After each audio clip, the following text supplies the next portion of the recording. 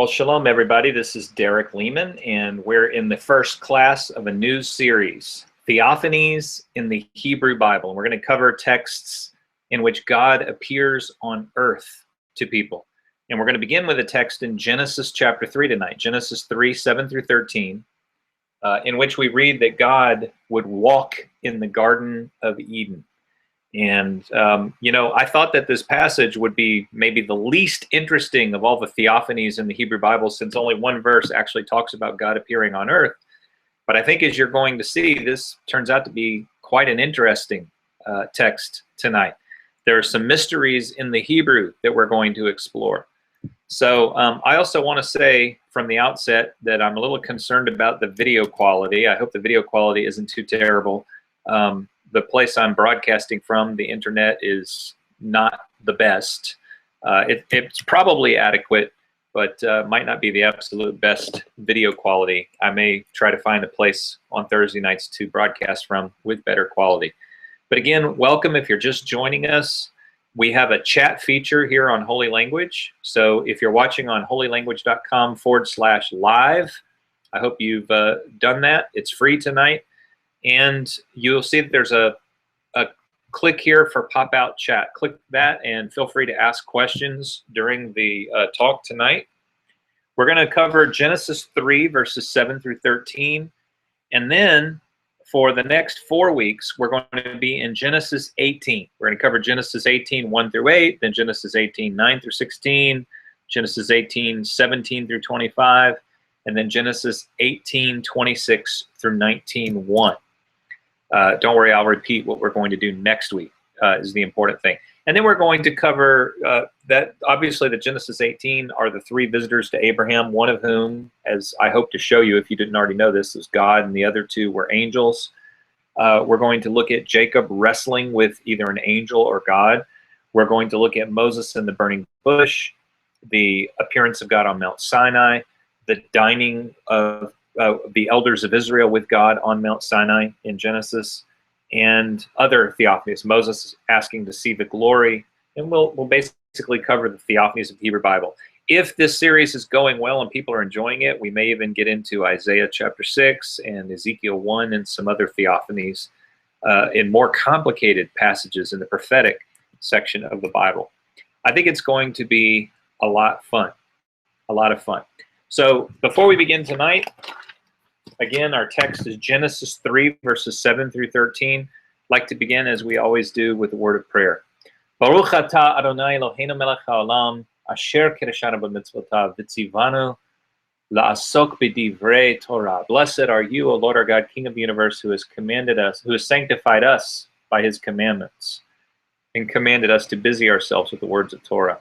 And as we, Jews and non-Jews tonight, gather together to study Torah and to busy ourselves with its words, I pray that we would be blessed by this text, a foundational text of the Bible. And I pray that the mysteries of this text would make us think more about your majesty, about the mystery that you are the Ein Sof, the one who is without end. And even when the text seems to be presenting you in a simple way, the mystery of your infinity is there. And I pray we'd see that in Yeshua's name. Amen. So let's begin. Genesis chapter 3, verses 7 through 13. And it's a long text. I think I'll just read one verse at a time tonight to save time instead of reading the entire text at the beginning. So Genesis 3:7 begins with Vatipakachna. The very first word's a little difficult. Vatipakachna ene shnehem vayed'u ki erumim hem vayitparu ale te'ena vaya'asu lahem hakorot. Let me read that again. I didn't read that very well. I didn't practice reading tonight. I should have. Vatipachna ene shnehem vayed'u ki erumim hem vayitparu vaya'asu lahem hagorot. So the very first word in our passage tonight, Vatipakachna, is already a rather difficult word, more letters than we're used to seeing in a verb. It's a vav conversive, and you see that by the va at the beginning. Whenever you put vav with a patach, or the dash looking vowel under it, in front of an imperfect verb, it converts it to a past tense. And then the t is the prefix, and so the actual verb is pakach, which means, in general, it means open. However, this is a form of the verb called the nifal, which can be passive usually, sometimes it can be reflexive.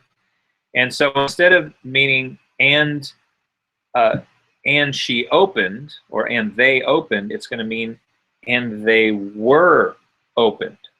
But passive means that the subject of the sentence isn't performing an action of the sentence. Now, we haven't said what the subject of the sentence is yet. Those are the next words.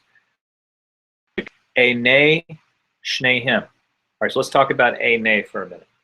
Anytime you see a word with a tsere yod ending, tsere are the two dots side by side, and yod is the little letter that hangs in the air, you know that you have a plural word pair. That originally the word had an eim ending. This would be einaim in its normal form.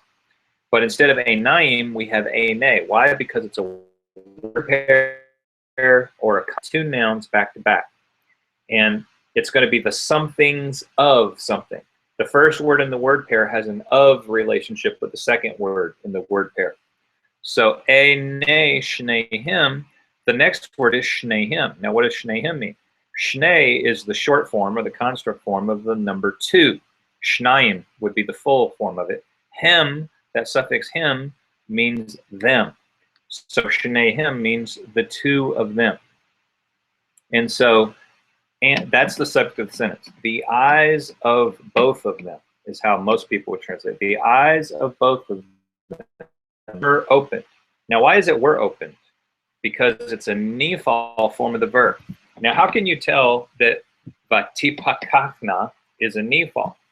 Well, some people would like to know how to tell just by looking at the verb that it's a nifal. And you notice the vowel pattern is e-a, and that's what we have here, ti-pa. So it follows the normal vowel pattern for nifal, and that's one way you could recognize that this is a nifal and not a regular call. But the other way you could do it, if you have the Dictionary of Hebrew that I always recommend to everyone, Holiday, H-O-L-L-A-D-A-Y, Concise Hebrew and Aramaic Lexicon, you can look up the root. And we said the root of this word is pakach, pe, kof, chet. And if you look up pakach and you try to find the spelling, tipakachna, you'll find it listed only under the nifal part of the definition. So Holiday can actually help you figure out what form a verb is in. Okay, so and the eyes of both of them were open. And then we come to the next part, which is right here. Vayed'u ki erumim. Vayed, another vav conversive. That vav with the patach under it tells you that it's been converted to past tense. And if you didn't have that, it would just be yed'u, which would be a future tense or an imperfect. Then the yod there is the prefix yod, and it means, well, yod, there's also a suffix u. That yod prefix combined with the suffix u means they. And they did something. All right, now what's left of the root? Well, all that's left of the root is the dalet and the ayin. Now, when you only have two letters left of the root of a verb, you know that some letter has dropped out. And one very common situation is a first letter will drop out of a verb because we put a prefix in front of it. And when the prefix comes in front, it causes that first letter to drop out. And we call this a drop letter imperfect. And the most common suspects that drop out are yod and nun. And we happen to know a verb that's very common in the Hebrew Bible that's yod, dalet, ayin. And hopefully you recognize it pretty quickly. So even though there is a yod there, the yod that's there is the prefix yod. It's not the root yod. The root yod disappeared, and the prefix yod has come in front of it. So this root is yod, dalet, ayin, and this is the they form. And they knew. And if you can also have some help in figuring out what this verb means if you just look it up under Yod, Dalet, Ayin, and holiday. And they knew, ki, that, erumim. Erumim. Erumim is an unusual word. I believe it's listed under erumah is the singular, I'm pretty sure, or erum. But you can look it up almost exactly like it's spelled, just without that ending, and find it pretty easy in the dictionary. And it means unclothed. A lot of translations will say naked. And they knew that they were unclothed. The eyes of both of them were open, and they knew that they were unclothed. Or they knew that unclothed, haim, the next word is they. So it says literally, and they knew that unclothed they. You say, where's the word were? It's not there. That's because the simple is, are, or were, or was usually isn't written out in Hebrew. It's just understood. We call that a verbless sentence, or at least that clause, that they were unclothed doesn't actually have a verb. The verb is understood. Vayit Peru. Vayit Peru. Now, Yit Peru gave me fits for a minute because I thought that the verb root was probably para, which would be pei, resh, hey. And, you know, that had something to do with fruitfulness or fruit or bearing fruit. And that didn't make any sense. They grew fruit? No. We all know what they did after they found out that they were unclothed. They sowed fig leaves, right? So at first I thought this had something to do with the fig leaves, and they fruited out. But it's not from para. It's from tav, pei, resh. And I should have, you know, one of the things that fooled me too is I know there's a kind of verb called a hitpael. And a hitpael verb often puts a tav in there. So this beginning yit, Peru, it sounds like a hitpael. So I didn't think that tav was a part of the root. So I spent a good 5 minutes trying to figure this verb out. And then I figured out that tav was a part of the root. So you see, even when you become experienced at being a verb detective in Hebrew, some verbs will just throw you for a loop. But once you recognize that the root of this verb is tav, pei, resh, it's pretty simple. It's the vav conversive. It's in the they form. And if you look it up, it means sewed, as in sewing something together. So, and they sewed, and what did they sow?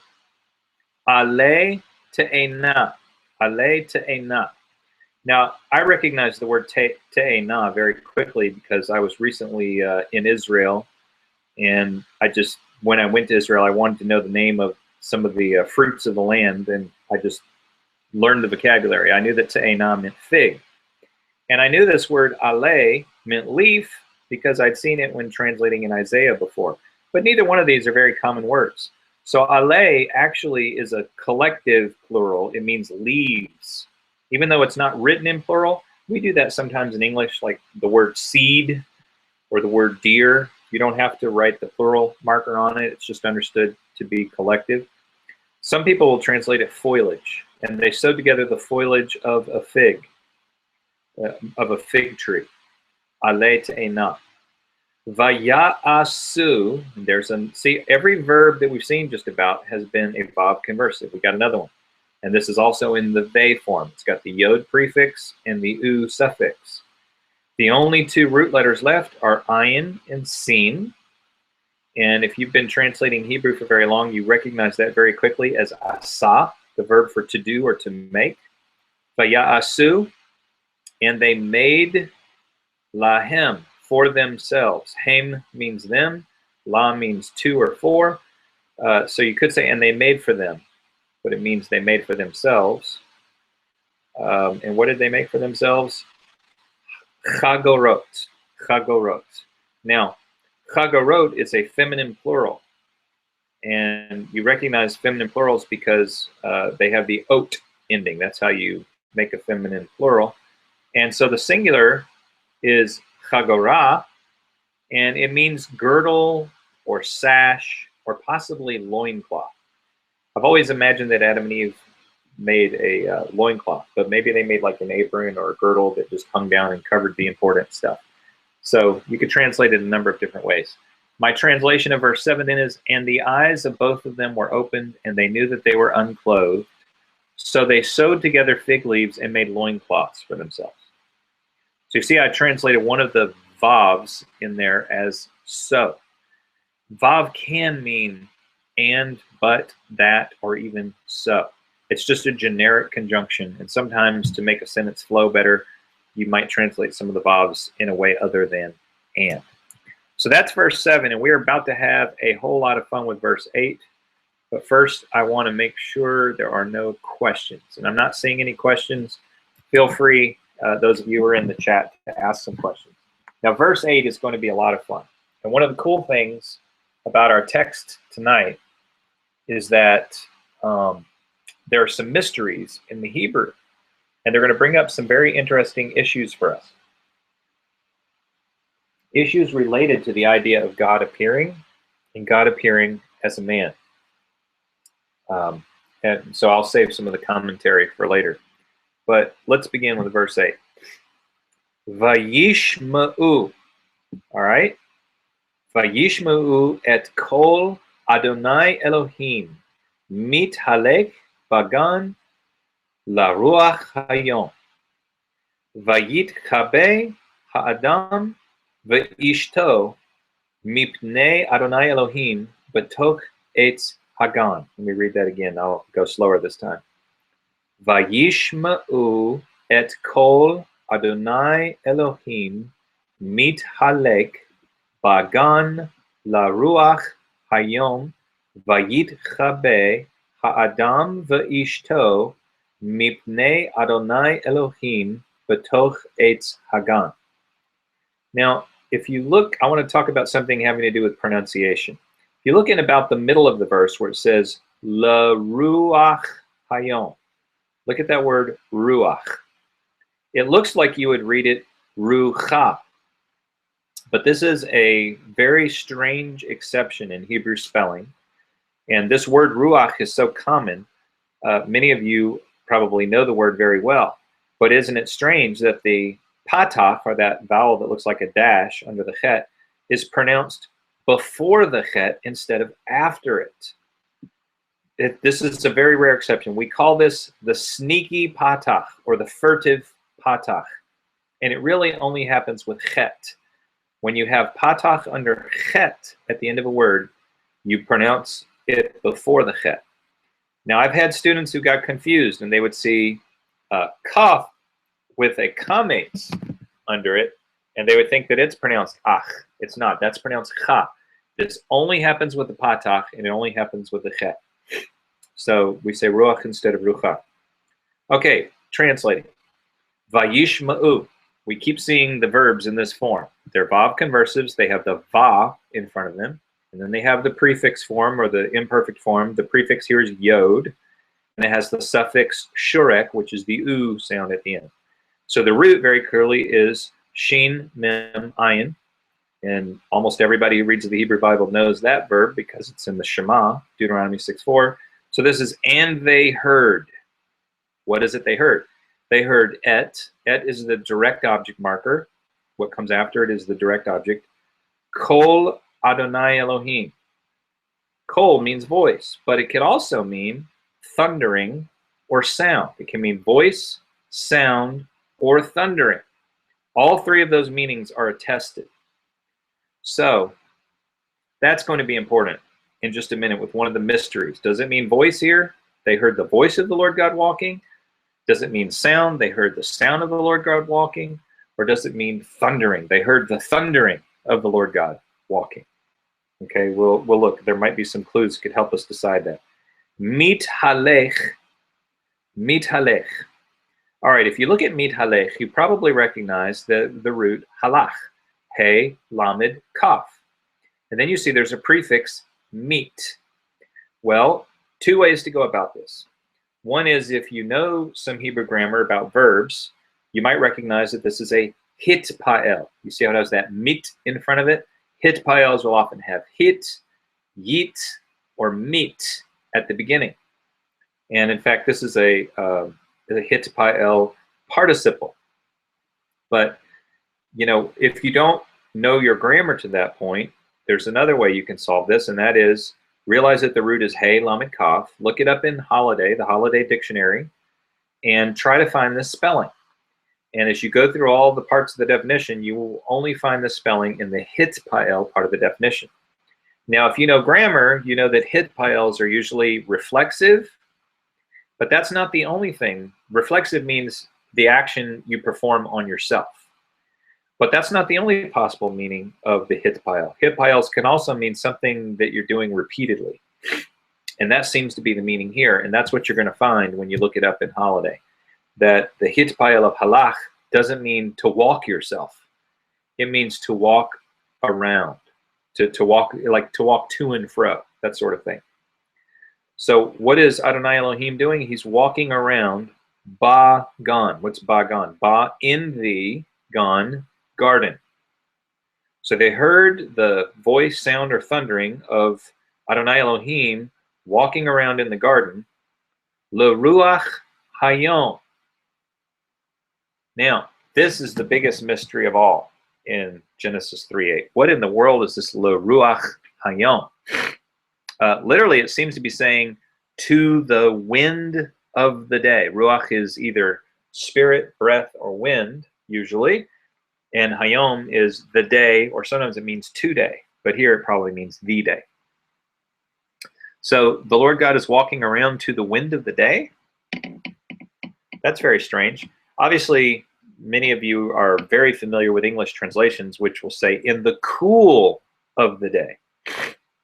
And there have been so many people who tried to turn this into some kind of regular meteorological phenomenon, as if there's a part of every day that's windier than another part of the day.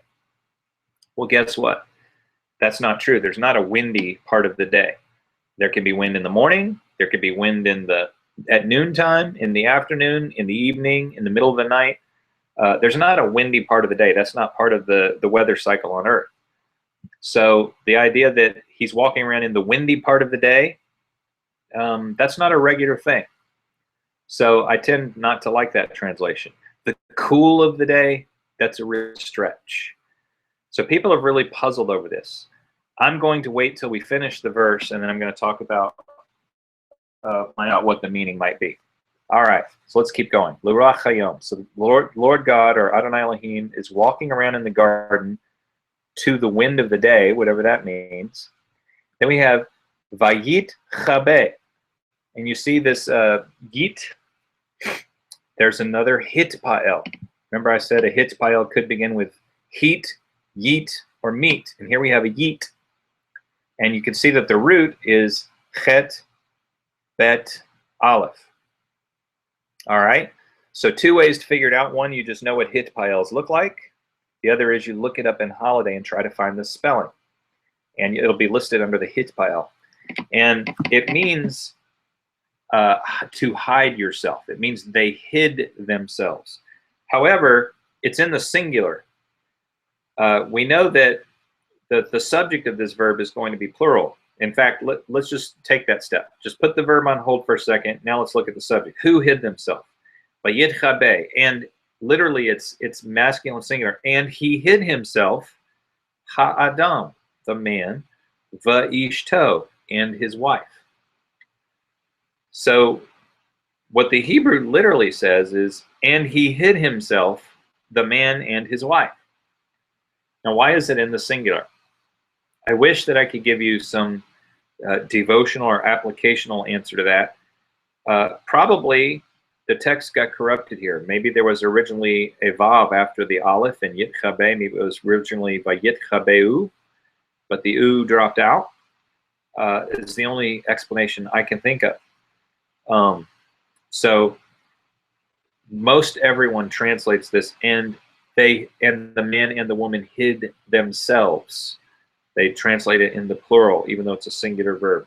You need to understand that this happens sometimes in the Hebrew Bible. Sometimes there would be what you might call a mistake, a singular when it should be plural, or plural when it should be singular, or masculine when it should be feminine, and feminine when it should be masculine. You say, but wait a minute, there are no mistakes in the Word of God. Well, scribes copied these texts and passed them down, and scribes made mistakes. And if you read the Hebrew Bible or if you read the Greek New Testament, you realize after a while that there are differences and that there are minor things. And this is probably one of those. So, and the man and his wife hid themselves mipnei. Now, I think you can look up mipnei just like this and you'll find it already spelled this way. I'm pretty sure that's true. It means from before. The mi is from, and pnei means the face of, or which is an idiom in Hebrew for the front of.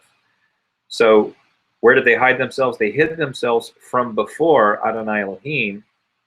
And now it's going to tell us not only what they were hiding from, but it's going to say where they did the hiding. Batoch eitz hagan. Now, batoch, you can look it up just with this spelling. Or you could look up toch. You know that ba means in, toch means midst of. Eitz, the tree, hagan, of the garden.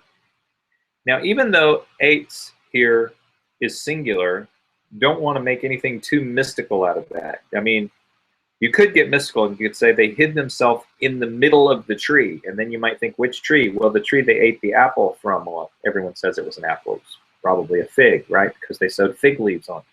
So the fruit that Adam and Eve ate, if you were to ask me to guess, I would guess that it was a fig. After all, they sewed their girdles out of fig leaves. But they hid themselves in the midst of the tree of the garden. However, the word eitz, even when it's singular, sometimes can mean more than one tree. It can be a collective, just like the word aleph for leaf. So it doesn't necessarily mean they hid themselves right in the tree of the knowledge of good and evil. It could just mean they hid themselves. But there were two trees in the middle of the garden, right? The tree of life and the tree of knowledge. Maybe they hid themselves in the middle of those two trees.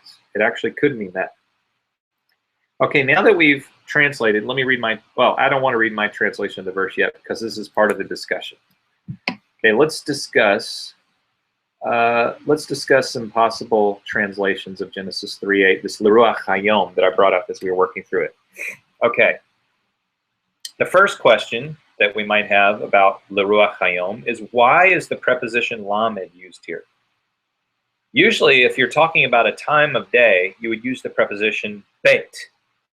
But it would usually be B'Ruach Hayom, in the wind of the day, not to the wind of the day. Okay, so it's very unusual that we have a lamed here instead of a bet. And, you know, I already kind of discounted this idea, but I'll bring it up again. Many think that this is referring to some sort of idea of a time of day that is generally windy. But there's not a windy time that is common to most days. Wind can come at any time of day. Also, if you're talking about a time, usually you would use the word eight, which means a season or a time period. So if it's not saying that God was walking at a windy time, then what's it saying? Well, maybe this was a note that God's walking produced a great wind. And I'm going to come back to that in just a minute, that maybe God's walking made the wind happen. And I'll give some support for it. But before I go there, let me mention a couple of other suggestions. Umberto Cassuto, who is my favorite commentator on the book of Genesis by far, a Jewish commentator from the 40s, Umberto Cassuto, I don't agree with him on this particular verse, though. He found an alternative understanding of the word ruach, and he suggests that it could mean afternoon, and he bases it on some comparisons to other languages. And then some other scholars have made another suggestion that maybe yom here doesn't mean day, that maybe this is some alternative meaning of the word yom. And if you look in the margin of the Net Bible, it has a note that says there's an old Canaanite word that means storm, and this yom could possibly be related to that word. So they would translate it then in the wind of the storm. But I don't think either of those suggestions has any merit.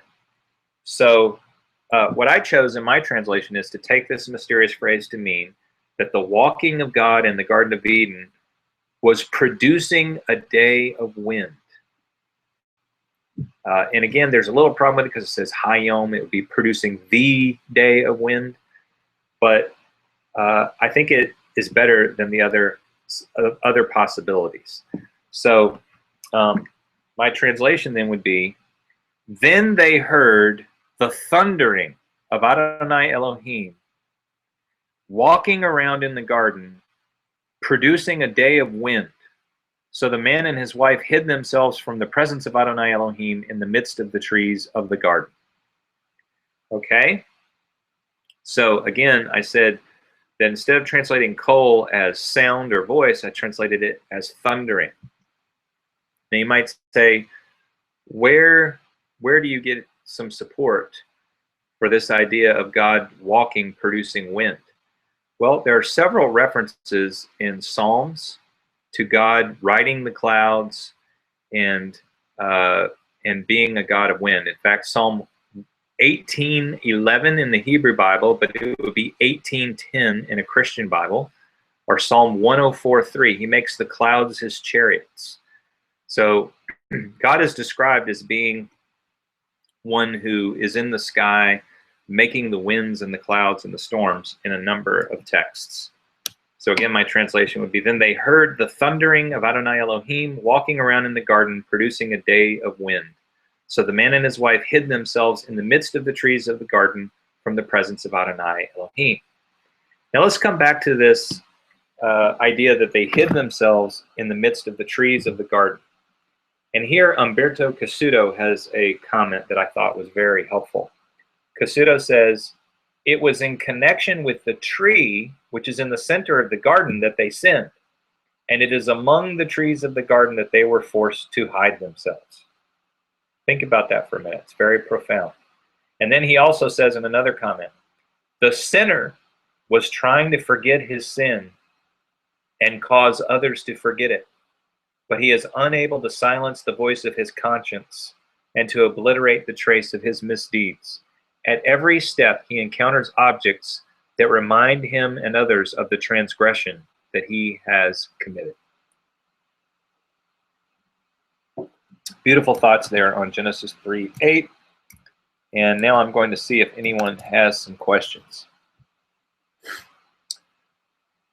Okay, well, I see a lot of comments and some nice appreciation. Perhaps that would account for their fear, a scary storm on a golf course. The urge is to hide under the tree. Yeah, some good comments from those who are watching. Appreciate that. But I don't see any questions, so we'll move on to verse 9. By the way, I have a feeling we're not going to get through verse 13 tonight. And that's okay. We'll do a couple more verses and see how the time goes. But I'll give my translation, even if we don't get to actually do the translating work. Okay, verse 9. Verse 9 is a lot easier than verse 8. Thank goodness. And it says, Vayikra Adonai Elohim el ha'adam, vayomer lo ayeka. Ayeka. I read this verse on Yom Kippur, and I found it just very profound. I'll go ahead and tell you, Ayeka is going to mean, where are you? But I found the idea of God looking down on earth and calling out to a man and saying, where are you? Very profound. It was profound to me on Yom Kippur in particular, because I imagine on Yom Kippur, God looking down on the souls of every person and asking a question very much like that. Okay, Vayikra Adonai Elohim. Now, Vayikra, here again, we have a Vav conversive. We have the Yod prefix. There's no U suffix here. And if you learn how your imperfect verbs work, you know this one is the he form. And he called out. And who is the he that called out? Adonai Elohim is the subject. And Adonai Elohim called out, El unto Ha'adam, the man. See, the Hebrew there was quite easy. Vayomer, and he said, another Vav conversive, Lo, to him. This lo means to him. La means to, and the suffix Vav, like that, means him. And he said to him, Ayeka. Now, Ayeka is slightly difficult for two reasons. One is, a lot of people know that the Hebrew for where is apho, so they expect they're always going to see apho. You may not be aware of the fact there's a short form of where, which is just A. That's Aleph Yod. Aleph Yod with the Tsere vowel. And that's actually where this Ayeka. Second thing that makes Ayeka difficult is that hey that's on the end. Now, I wanted you to just think about something. If you cover that hay up and the last letter is a kaf followed with a kamates vowel under it, you would be very used to seeing that. You've seen that many times. Cha, the ending cha, which means you or your. Okay? But what's happened is an extra hay has been added here. I am not aware of any specific rule about why hay sometimes appears after a word, but I do know that when representing people speaking, that when there are commands, sometimes a hay is put on the end to soften the force of the question. And so it's almost like a politeness ending. And that might be what's going on here. So when God says, where are you? He's not saying it angrily. He's not saying, where are you? It's like he's saying, where are you? He's saying it in a softer way. It's not angry. It's not threatening. It's polite. It's a legitimate seeking out of the other. Now, of course, we don't imagine that God doesn't actually know where they are. And by the way, Kasuto, in his commentary, deals with that. He says, well, God also asks Cain what he has done in the story of Cain and Abel. But God indicates, if you read that story, you see that God actually already knows what Cain did. When God asks a question, it's not because he doesn't know the answer. It's to engage us and to get us talking. Okay, and he said to him, where are you? And I hope I explained the Aye Kaf somewhat sufficiently. To look it up, you need to look under Aleph Yod. A means where. The Cha ending means you. Okay, let me make sure there aren't any questions. There's apparently a midrashic explanation of Ayeka, because Ayeka looks a lot like Echa, which is the name for lamentations. And it's a word in Hebrew for a lamentation or a sad poem. So a viewer tonight says, I read that with different vowel points, it also means Echa, alas, a lamentation. God was grieved to see the distress and sin of his creature. Okay, I like it. And so you do see a good hint here, since it's spelled the same way as Echa, or lamentation, that God is grieved when he calls out Ayecha. And to me, that was a very plaintive thing. Verse 10. Vayomer mi higid lecha ki erum ata hamin ha'etz asher tziviticha levilti achal mimenu achalta. Let me read that again. Vayomer mi higid lecha ki erum, erom, ata hamin ha'etz levilti achal mimenu achalta. Okay, what's going on here? Vayomer, and he said, mi higid. All right, me, who, and then what's higid? Okay, higid is a classic example of a hifil verb. And as a hifil verb, it's going to cause us several complications. This may have been difficult for some of you. First of all, hifil verbs often add a prefix hi in front of a verb. So that hi prefix comes in front of the verb, and it's going to cause the first letter of this verb to drop out. Just because, as you're going to find out in a minute, the first letter of this verb is a weak consonant. It's actually a noon. And when you have a verb and a prefix comes before it, the noon drops out. So the only two root letters that are left are the gimel and the dalet. But you say, what about that yod? Well, that's another feature of a hifil vowel, is a yod gets infixed between the second and third root letter. Okay, so think about the name of this verb form, hifil, and here we have higid. It follows that exact. So this is a classic hifil. It's got all the markers, easy to see. The only thing that's hard about it is one of the root letters has dropped out. But you, as a verb detective, have to figure out the root to be able to look it up in the dictionary. You can try all day long looking up higid and you won't find it. So I want to give a tip to people who are a little bit newer at Hebrew, and when you run into a verb and you can't figure out the root, and you don't know how to look it up in the dictionary, what can you do? Well, you could have Bible software like Accordance or BibleWorks for Windows or Logos or something that has Hebrew. You can just hover over it and it'll tell you the root. But maybe you don't have $500 to spend on a fancy piece of Bible software. Well, I've discovered through some of my students that there's a website called qbible.com. That's just the letter Q, Bible.com. There's not a dash or anything, it's just qbible.com. And it has a Hebrew Bible on it. And if you open up the Hebrew Bible in Q Bible, it's not the best Hebrew Bible thing. The feature it has is it tells you the roots of all the words. So if you ever just can't figure something out, try looking on Q Bible and it will tell you the root of the word. And the root here is Nun Gimel Dalet. And Nun Gimel Dalet normally appears in the Hifil, so it's usually Higid. And it means to report or to tell someone some news. So he's saying, who told Lecha you? Or who reported to you? Who reported to you? Who told you would be another way to translate it. Ki, that, Aaron. We already saw Erumim earlier, which was the plural form of this. The singular is Aaron. Who told you that? Naked, ata, are you? Who told you that naked are you? And then we come to the next clause. Now, the key to understanding the next clause is to recognize that this ha is the question word hey. This is not the definite marker, the. It's not the. It's ha, the question word. How can you tell? Because it has the patach shava.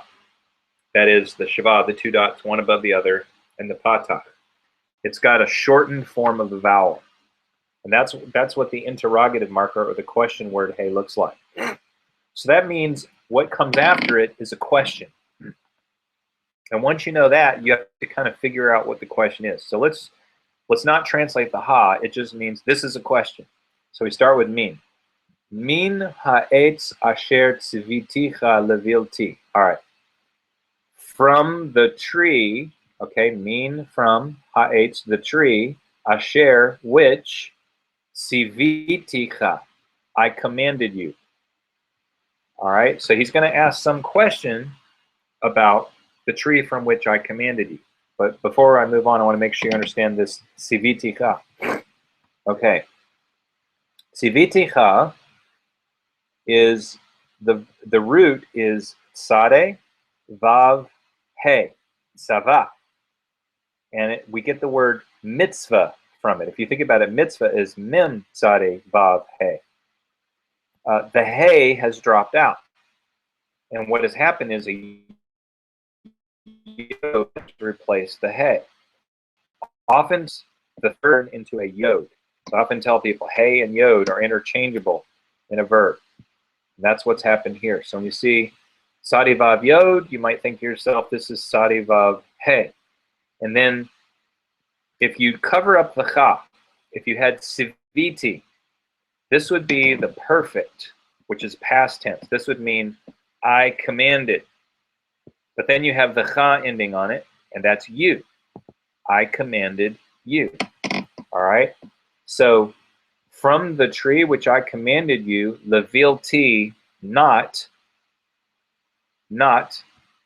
achal, to eat, mimenu, from it, achalta, did you eat. Now I've got to go back and cover some of those words I know, but I wanted you to see that you don't even get to the question until the very last word.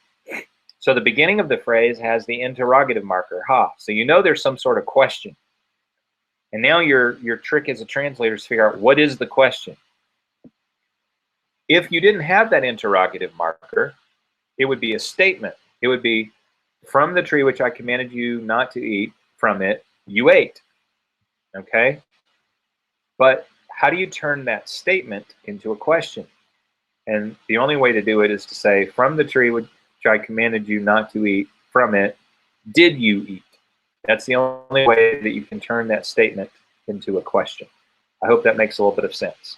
Now let me go back and cover some of these words. Levilti. You can look up vilti. You know, le is the preposition to or for. You can look up VLT, and it means no or not. Usually VLT negates an infinitive, and that's what it does here because there's an infinitive. And then we have achal. Look at achal for a minute. You recognize probably this root, aleph, kaf, lamed, as the verb for eating. And you probably think to yourself, oh, this is just the regular perfect form. But look carefully at the vowels. You have a shortened vowel in front of the aleph. That should make you think twice.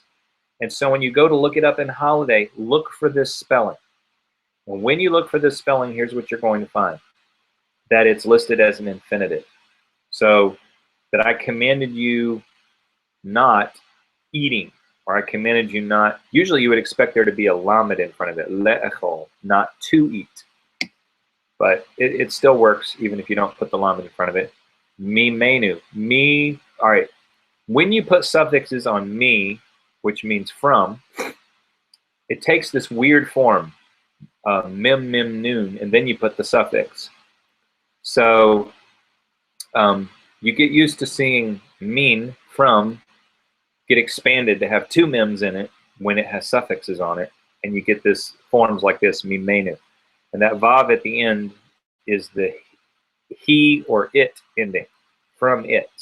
It could technically also mean from us, but here it means from it, not to eat from it. And achalta is that regular verb achal with the ta suffix, and that means you ate. But since it's a question, did you eat? All right, so my translation then of verse 10 is, and he said, oh, I mean, that was verse 9.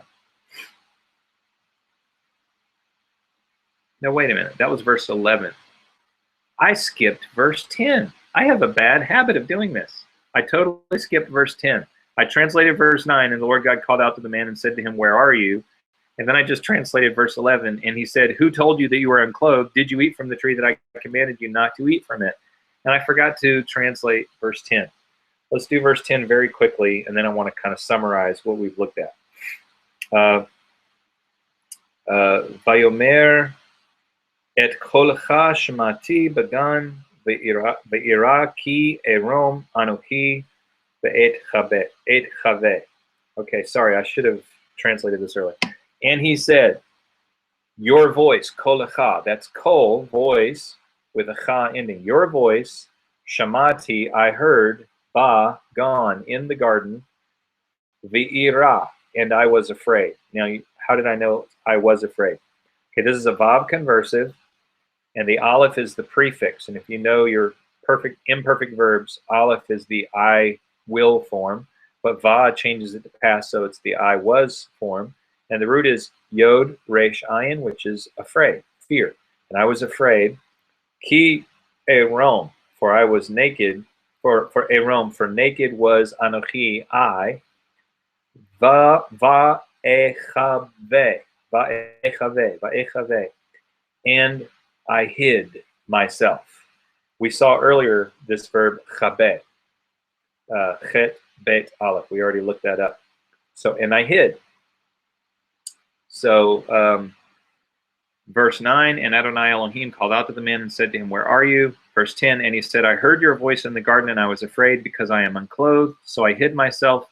Verse 11, and he said, who told you that you were unclothed? Did you eat from the tree that I commanded you not to eat from it? And then I'll just go on ahead and read you my translation of 12 and 13, and then I'll say a little bit about this passage. And the man said, the woman whom you gave to be with me, she gave to me from the tree, and I ate. Verse 13, and Adonai Elohim said to the woman, what is this that you have done? And the woman said, the snake deceived me, and I ate. So there's a lot to this passage, but one thing I really wanted to do tonight was look at a theophany and to ask some questions about a theophany and how they work in the Hebrew Bible. And, you know, it's an interesting thing because you often hear from Jewish objectors to the idea of Yeshua being the divine Messiah, of Jesus being a divine Messiah. You often hear that God would not appear as a man. But sometimes people will quote Numbers 24:19, which we covered recently in one of these holy language classes, in which, you know, God says, I'm not a man that I would change my mind. And sometimes people try to use that verse to say God wouldn't appear as a man or become a man, as we believe that Messiah is in fact divine, that God took on humanity and joined divinity to humanity. So, but look at this text, which says that God was walking around in the garden. Now, granted, he was walking around in the garden creating thunder and wind and making a storm. He's not just an ordinary man. However, in the story we're going to spend the next 4 weeks translating, God appears as an ordinary man. He doesn't make thunder. He doesn't make wind. He looks rather like a normal man. And we'll see very clearly from the text that one of the 3 visitors to Abraham was God appearing in human form. Here in this story, we have what sounds like God appearing in human form, because he's walking around in the garden and he talks to Adam and to Eve. Now, some rabbinic commentators, perhaps uncomfortable with the notion of God in human form walking, they might be uncomfortable with that because that's a depiction that could lend credence to the belief of Jesus followers that God came in human form as a divine Messiah. Some rabbinic commentators, therefore, suggest it was God's voice that was walking around and not God himself. Interestingly, Umberto Cassuto, who's not a believer in Jesus, not a believer in Yeshua, he's just commenting on the text, he says, the suggestion that walking here refers to the voice is improbable, because although a voice is said to go in some places in the Bible, it is never described as walking about. So he just basically says that's clearly just people trying to avoid the obvious. What we have here in this story is a story of God appearing to human beings, walking around, apparently in human form. So all of the stories of Theophanies in the Hebrew Bible will reveal something to us about this mystery of God appearing on earth. And as Messianic Jews and Messianic Gentiles, I think that our interest a lot of times in this is to see the precursors in the Hebrew Bible of the idea of the divine Messiah, of a man being both human and divine at the same time, which is what Messianic Jews believe about Yeshua. It's what Christians believe about Jesus. And so we're going to talk about God walking in Eden, we just did today, visiting Abraham, wrestling with Jacob, appearing in the burning bush, appearing on Mount Sinai, dining with the elders of Israel on Mount Sinai, showing his glory to Moses in Exodus 34, filling the tabernacle, and maybe we'll get to Isaiah and Ezekiel and other theophanies as well. I hope we will. Next week, we're going to cover Genesis 18, verses 1 through 8. Genesis 18, 1 through 8. We're going to spend 4 weeks in the Genesis 18 story because it's such a formative and important one. And I think it will be a lot of fun. Now, I'm going to stick around just for a few minutes for comments and questions that people might have in the chat. But this is all for the first class in the Theophany series. I hope to see you through the rest of the series. And this is Derek Leman.